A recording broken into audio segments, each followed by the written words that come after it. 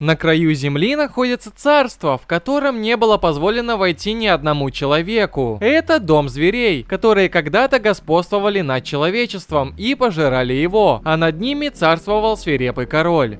В мрачной и зловещей обстановке молодая девушка предстает перед массивными воротами, разделяющими мир зверей и людей. Ее заковывают в кандалы и оставляют на другой стороне, а те, кто ее привел, быстро убегают. Когда она идет вперед, чтобы встретить свой предполагаемый конец, два зверолюда подходят и провожают ее к королю королевства. Прибыв на место, девушка оказывается 99-й жертвой. Однако, когда она поднимает голову, Анубис, секретарь царя, комментирует, насколько она тощая по сравнению с предыдущими жертвами, и предлагает обменять ее на кого-то более сытного. Девушка замечает, что Анубис груб и что ее достаточно, чтобы поесть, демонстрируя неуважение к собственной жизни. Она даже показывает язык Анубису, демонстрируя свое, казалось бы, беззаботное отношение. Король заинтригован смелостью девушки и призывает Анубиса оставить их в покое. И даже яростно рычит, когда Анубис осмеливается заговорить с ней по делу. После того, как Анубис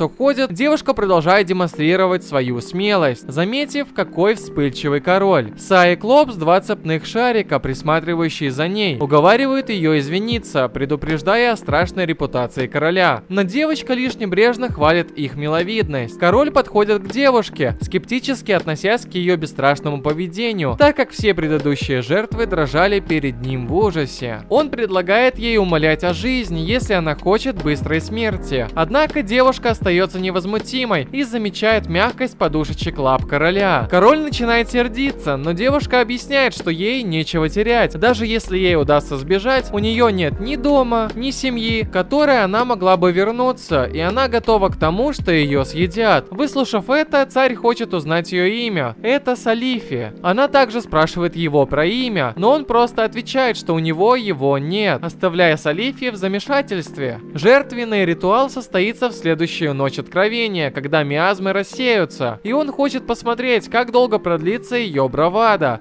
До тех пор он будет держать ее рядом с собой. Когда девушке дают полную свободу действий, чтобы исследовать дворец, лорды королевства злятся по поводу невыносимых прихотей короля. Они вспоминают, что с покойным королем было также трудно иметь дело. Во время Великой войны 100 лет назад покойный король самостоятельно заключил мир с людьми. Мятежники, которые отказались выполнять его приказы, до сих пор терзают их земли. Согласно условиям перемирия, в жертву зверям должна быть принесена женщина, которую съест царь зверей, что символизирует, что люди ниже их. Владыки советуют Анубису предупредить короля, чтобы он перестал играть с девушкой, так как это может сделать короля уязвимыми для оппозиции. Тем временем его величество забирает Салифи и ругает ее за то, что она покинула его покои. Он также отчитывает Сая и Клопса за то, что они не присматривали за ней, но Салифи защищает их, отмечая, что это была ее идея. Покои короля кажутся мрачными и пустыми, в них нет никаких занятий, которые могли бы занять Салифи. Она думает о том, что добавление цветов могло бы оживить это место. Однако король продолжает настаивать на том, чтобы оставить все как есть, утверждая, что он уже обладает всем, что ему нужно. Более того, он говорит, что цветы не могут расти в земных миазмах, которые только уходят в ночь откровения. Он замечает, что если она хочет дожить до ритуала, ей не следует покидать покоя, так как ее сразу же съедят. Несмотря на его предупреждение, Сари воспринимает его слова как заботу о своем благополучии. Король силой хватает Салифи и толкает ее на кровать, ругая ее за дерзость. Он напоминает ей, что может легко убить ее в любой момент, не дожидаясь ритуала. Он спрашивает ее: «Ты все еще не боишься меня?» Несмотря на его угрожающую манеру поведения, Салифи не боится. Она вспоминает время, когда узнала, что ее имя означает жертвоприношение на древнем языке и старой книги. Бурной ночью она пыталась разбудить свою сестру, но узнала, что ее родители приняли ее в качестве жертвы вместо своей настоящей дочери. Сари подслушала их разговор на кухне, но больше всего ее напугали их холодные взгляды. По сравнению с этим, глаза короля мягкие, а его угроза ничто для нее. Она задается вопросом, заставляет ли он себя сердиться. Салифи — девушка, которую можно пожалеть. Они идут по земле, где Сай и Клопс объясняют, что в этой крепости происходили самые ожесточенные бои последней Великой войны. Даже сейчас сейчас, спустя 100 лет после войны, шрамы все еще глубоки, поэтому король часто посещает это место, чтобы провести инспекцию. Во время осмотра Салифи замечает что-то необычное и спешит на разведку. Анубис недоволен тем, что король разрешил ей действовать самостоятельно, но он бессилен противостоять его величеству. Когда Салифи углубляется в руины, король подходит к ней, позволяя Саю Клопсу отдохнуть. Он рассказывает, что в отличие от дворца, здесь царит беззаконие. Будучи самым дальним городом от столицы, он является очагом восстания, и даже сейчас его жители часто конфликтуют с людьми, вызывая беспорядки. Король считает, что его регулярные инспекции вселяют страх в жителей, и что это самое эффективное средство предотвращения ненужного кровопролития. Салифи замечает, что быть королем нелегко. Тем временем Сая Клопс сообщает Анубису о деятельности короля и Салифи. Внезапно Салифи улавливает восхитительный аромат и бросается к ближайшему цветочному саду. Из-за редкой миазмы в округе, это единственное место, где растут цветы. Она верит, что король привел ее сюда именно по этой причине и решает сорвать несколько цветов, чтобы забрать их с собой. Однако король не может понять, почему Салифи заботится о том, чему суждено завять. В этот момент Салифи надевает на короля шляпу из цветов, ошеломляя его своим жестом. Она считает, что он выглядит очень очаровательно, но он воспринимает это как оскорбление. Когда она продолжает дразнить его, Салифи заявляет, что красивые вещи, на которые можно смотреть, помогают человеку чувствовать себя лучше. Он хватает Салифи и после некоторой задержки говорит, что надвигается гроза. После ночной бури наступает ночь откровений. Король объявляет, что Салифи должна быть принесена в жертву, и тут ударяет молния, от чего она приходит в ужас. Хотя она не боится зверей, и звук грома пугает ее. Несмотря на все ее усилия сохранить спокойствие, звуки грома напоминают Салифи о ее приемных родителях. Беспокоясь, что она будет досаждать, король накрывает ее своим хвостом, чтобы заглушить шум. Она наслаждается ощущением пушистого хвоста, что поражает короля, так как он озадачен тем, как быстро она переходит от страха к веселью. Салифи успокаивает его, что ему не нужно вести себя с ней жестоко, и в конце концов засыпает у него на коленях. Когда цветы завяли, а облака рассеиваются, наступает ночь откровений. Анубис объясняет, что ритуал — это священное событие, и Салифи с радостью надевает красивое платье, напоминающее свадебное. Даже Сая Клопс восхищается ее внешним видом. Анубис провожает Салифи к алтарю и сообщает ей, что царь не показывается другим в эту ночь, хотя он и не знает почему. Оставшись одна в тусклой освещенной комнате, Салифи внезапно обнаруживает, что на нее напало чудовище, которое намеревается занять ее место и убить нерешительного короля. Однако вовремя вмешался человек и не дал зверю причинить вред Салифи. Когда зверь делает выпад, чтобы убить человека, который спас Салифи, она смело встает между ними. Она восхваляет короля, отмечая, что он делает все возможное, чтобы предотвратить ненужное насилие и жертвует своими желаниями ради благополучия своего народа. Нападавший начинает новую атаку, но человеку удается уклониться от нее и обезвредить зверя, который в страхе убегает. После этой встречи Салифи подходит к раненому человеку и предполагает, что он король. Хотя он жестами показывает на скрытый проход, ее больше волнует его самочувствие. Но он отталкивает ее, настаивая на том, что он не король. Салифи по-прежнему убеждена, что это он, и может это легко доказать. Король рассказывает, что он получеловек, полузверь, и никогда не сможет по-настоящему принадлежать ни одному из миров. Когда начинается ночь откровений, его человеческий облик обнажается, и поэтому он прячется в тени, ожидая, когда оно пройдет. Король задается вопросом, как может такой слабый стать настоящим королем? Салифи разрывает свое платье и использует его для перевязки ран короля, говоря ему, что он не слабый. Анубис сказал ей, что он всегда совершал ритуал в одиночку, и увидев его человеческую форму, она уверена, что он позволил бы жертве сбежать и использовал бы свою кровь, чтобы обмануть всех, заставив их думать, что он совершил ритуал. Только сильный и добрый человек мог сделать что-то подобное. Даже если бы он отпустил ее, ей некуда было бы идти. Салифи заявляет, что хочет быть съеденной им, чтобы кто-то сильный и добрый мог извлечь пользу из ее жертвы. Король разрывает цепи Салифи и крепко обнимает ее, повторяя ее имя. Когда она готовится к смерти, он говорит ей, что теперь она принадлежит ему. На следующий день Анубис и все владыки в шоке. Они узнают, что Салифи все еще жива, и король решил взять ее в невесты. Совет в ярости от перспективы разбавить королевскую родословную кровью человека, но слово короля закон, и и никто не осмеливается возражать. С другой стороны, Сайклопс в восторге от этой новости. Чтобы упростить ситуацию, Салифи придумывает имя для короля — Леонард, что означает «храбрый сердцем» на древнем языке. Ему оно нравится, и оно становится его новым именем. Ну а что было дальше, зависит только от вас.